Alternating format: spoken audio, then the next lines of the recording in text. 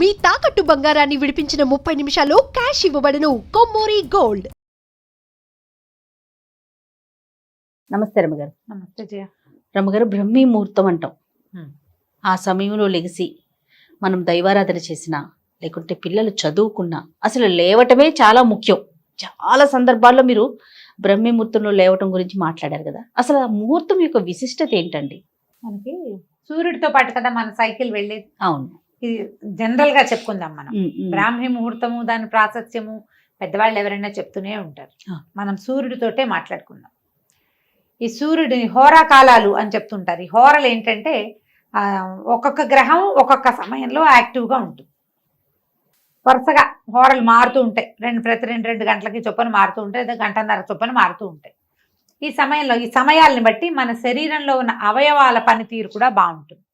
అవునండి, సూర్యుడి సైకిల్ తోటి బాగుంటుంది. అందుకని మన భోజన వేళలు కూడా దానికి తగ్గట్టుగా రాత్రిపూట తక్కువ తినాలి, మధ్యాహ్నం హెవీగా తినండి, పొద్దున పూట ఇలా తినండి.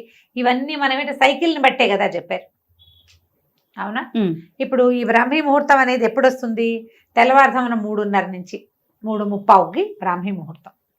బ్రహ్మ ముహూర్తం అంటారు. బ్రహ్మకి సంబంధించింది కాబట్టి బ్రాహ్మీ అని చెప్పారు.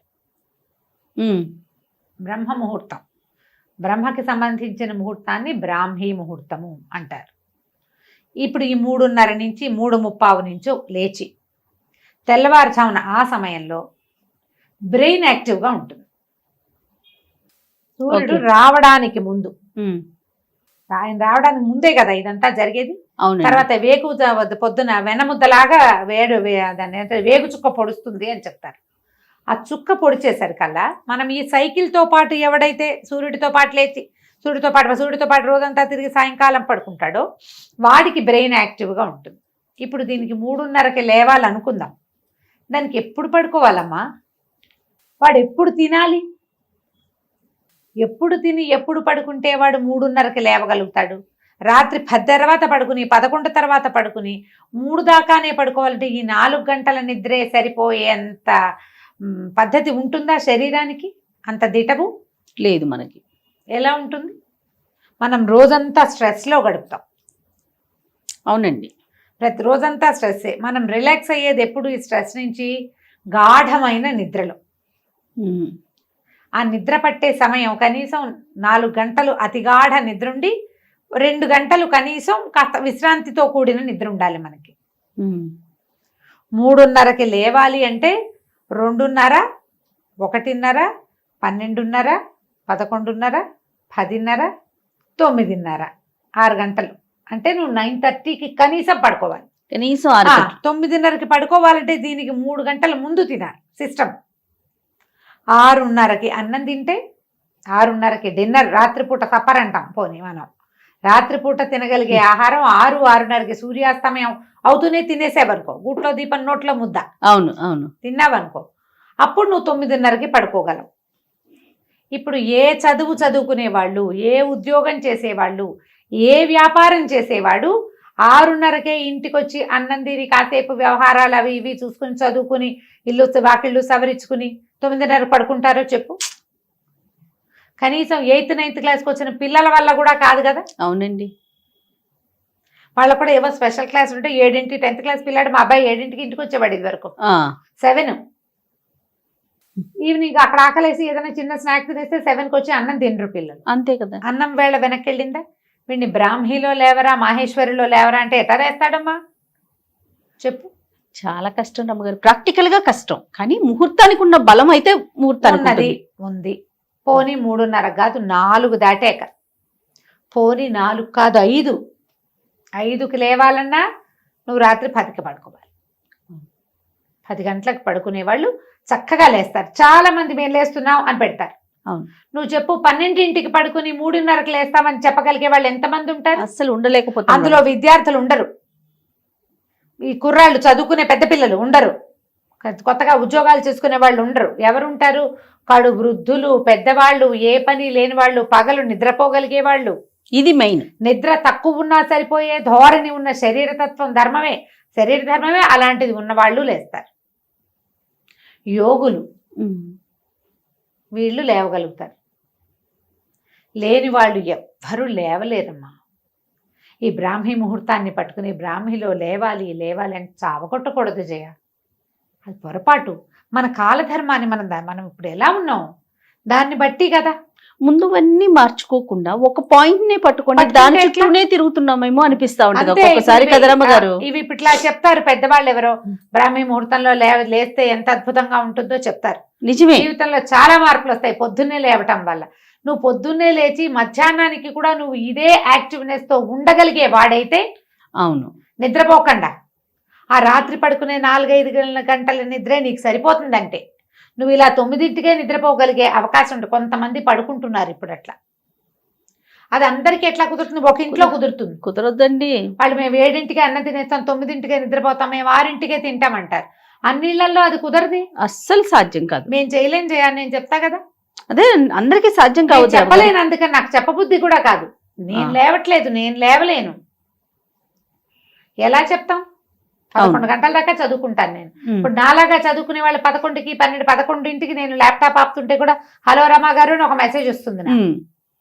నిజంగా అవును, ఇలా రావా? నా అంతటి నేను ఎవరికి మెసేజ్ పెట్టండి, అది మాత్రం చేస్తా.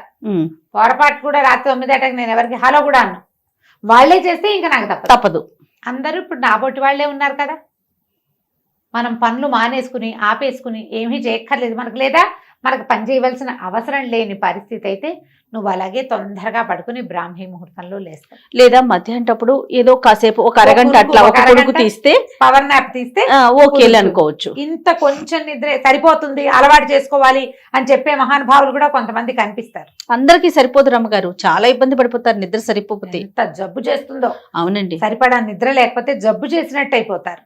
అవును. మీరు బ్రాహ్మీలో లేవాలంటే 3:30కి లేచి, మీకు ఏదైనా అది ఎవరికి 3:30కి లేచి సంధ్యావందనం చేసుకునే వాళ్ళు, ఓ మంత్రోపదేశం ఉన్నవాళ్ళు, వాళ్ళు ఏదో చేసి దేవుళ్ళకి ఏదైనా చేసుకోవాలి. మిగిలిన వాళ్ళంతా ఎందుకమ్మా హైరానా చెప్పు? ఎందుకు వచ్చిన హైరానా? అది ఇది వరకు కాలంలో ఏం చెప్పేవాళ్ళు? బ్రాహ్మణులు ఈ వ్యవహారాలన్నీ చేసేవాళ్ళు, లోకహితం కోసం యజ్ఞయజనాది క్రియలు చేసేవాళ్ళు, వాళ్ళకి బ్రాహ్మీ ముహూర్తం. సూర్యుడితో పాటు పడుకుని సూర్యుడితో పాటు లేచే వాళ్ళు, సూర్య సంబంధమైన క్రియలు చేసే వాళ్ళందరికీ, అంటే సూర్యుడితో సంబంధించిన వ్యవసాయ ఆధారితమైనటువంటి రకరకాల పనులు చేసేవాళ్ళు, మట్టితో పనిచేసేవాళ్ళు, వీళ్ళందరూ సూర్యుడి కంటే ముందు వేకువజామున లేవటం. తెల్లవారుజామున వెనమందలాగా వస్తుంది, అది చూస్తారు, లేస్తారు, ఏవో ఇళ్లలో పనులు చేసుకుంటారు, తెల్లవారకుండానే బయలుదేరుతారు. వీళ్ళు ఎప్పుడు పడుకునే వాళ్ళు? పాత రోజుల్లో గూట్లో దీపం నోట్లో ముద్ద. రాత్రుళ్ళు మనకల్లే ఫోన్లా, టీవీలా, ల్యాప్టాప్లా, ఆఫీస్ వర్క్లా, ఏమైనా కాల్సా ఏముండేవి?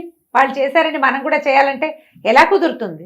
ఇలా కంపెల్ చేయకూడదేమో అనుకుంటాను జయ. నా మటుకు నేను చెప్తున్నా కదా, మనం ప్రజల్ని మోసం చేయకూడదు, బలవంతం చేయకూడదు, చెప్పాలి. ఇది ప్రాక్టికాలిటీ. అవును, అవ్వందాన్ని అయిపోతుంది, చేసేయాలి, అదే కరెక్ట్ కాదు అంటే అది మారేడుకాయ చేయటం కదా. మీరు ఇప్పుడు పొద్దున్నే లేచి ఆ సమయంలో లేవటం వల్ల జాగృతమయ్యే జీవశక్తి ఏంటో మీరు తెలుసుకోదలుచుకుంటే, దానికి ముందు రాత్రి పెందరాళే పడుకోవటం మొదలు పెట్టండి. దానికి ముందు తినటం మొదలు పెట్టండి.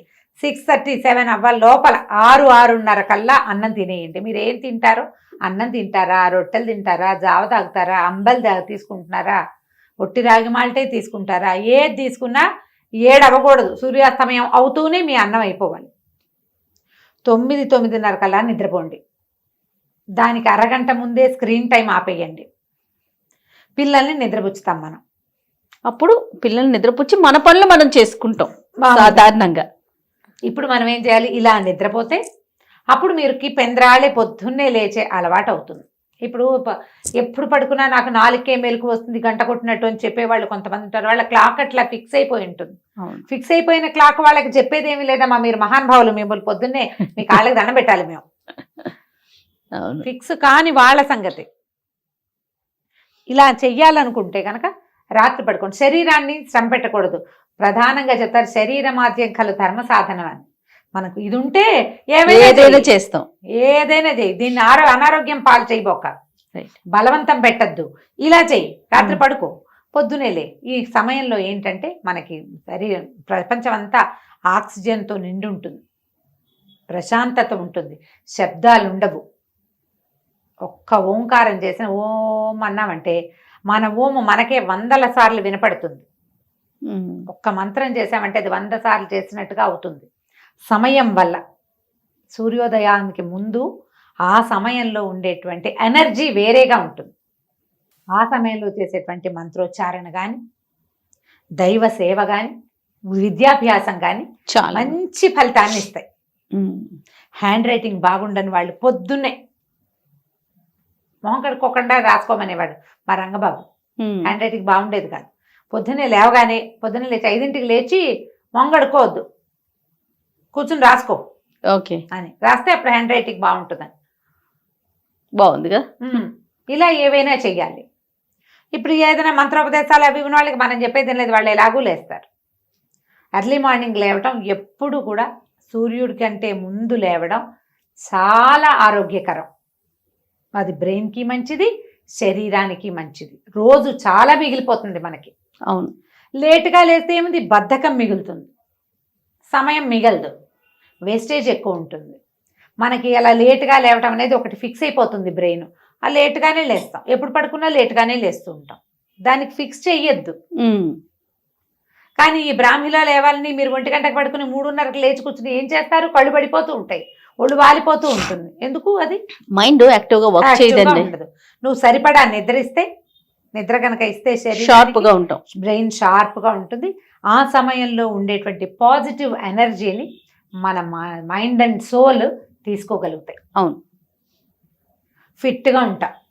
అప్పుడే కాస్త ఎక్సర్సైజ్ చేయడానికో, కొంచెం యోగా చేయడానికో, కాస్త వాకింగ్ చేసుకోవడానికో, అవకాశం. కాస్త దేవతార్చన చేసుకోవడానికో ప్రశాంతంగా 3:30కి లేచి ఇంట్లో సామాన్లు సవరిస్తా, ఇల్లు ఉడుస్తా అంటే మిగిలిన వాళ్ళు తిట్టిపోస్తారు. అదో బాధగా ఉంటుంది. అందరినీ లేపు కూర్చోబెట్టాలంటే వీళ్ళందరినీ రాత్రి 9కే పడుకోబెట్టాలి. మీ వల్ల అయితే చేయండి. వాళ్ళు ఎవరో చెప్పారు చేయకపోతే కుదరదు, అందుకే వాళ్ళని వినమన్నాను అని. ఇంట్లో ఒక్కళ్ళకి అది నచ్చుతుంది. ఇది ఆ చేయగలిగే వాళ్ళకి, ఏ పని లేని వాళ్ళకి, రాత్రిపూట ఏ వ్యవహారం చేయక్కర్లేని వాళ్ళకి నచ్చుతాయి అవన్నీ. మిగతా వాళ్ళకండి వాళ్ళ తట్టాలు తెల్లారితే పడాల్సింది. ఉరుకులు పరుగులు కదా రమ్మగారు. అవును. అవునా? పిల్లలతో ఇంట్లో మనం ఎంతెంత ఉరుకులు పెట్టాలి, ఎంతెంత పరుగు పెట్టాలి, ఎన్నెన్ని పనులుంటాయి. బ్రాహ్మీ ముహూర్తంలో లేవాల్సిందే అని నేను చెప్పేస్తాను అనుకున్నావా జయ నువ్వు? నేను అనుకోలేదు రమ్మగారు, నాకు తెలుసు మీ గురించి.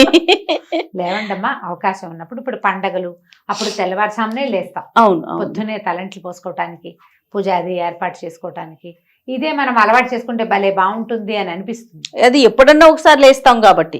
ఇప్పుడు మనం రోజు చేయాలంటే నేను చెప్పే కదా, లివింగ్ స్టైల్ మార్చుకోండి, మంచిది, అప్పుడు సంతోషం. చక్కగా కుదురుతుంది. ఆ సమయాన్ని పూర్తి పాజిటివ్ ఎనర్జీని మీరు ఆస్వాదించవచ్చు, అనుభవించవచ్చు. బాగుంటుంది. చూద్దాం అసలు ఎలాంటి కామెంట్స్ పెడతారు, ఏంటి రమ్మగారు ఇలా చెప్పారు అని పెడతారో, లేదు చాలా కరెక్ట్ గా చెప్పారు రమ్మగారు, మేము కూడా మీతో ఏకీభవిస్తున్నాం అంటారు. నేను నా ఉద్దేశం చెప్పానమ్మా, చూద్దాం. అంతే. రైట్ రమ్మగారు, నమస్తే. నమస్తే.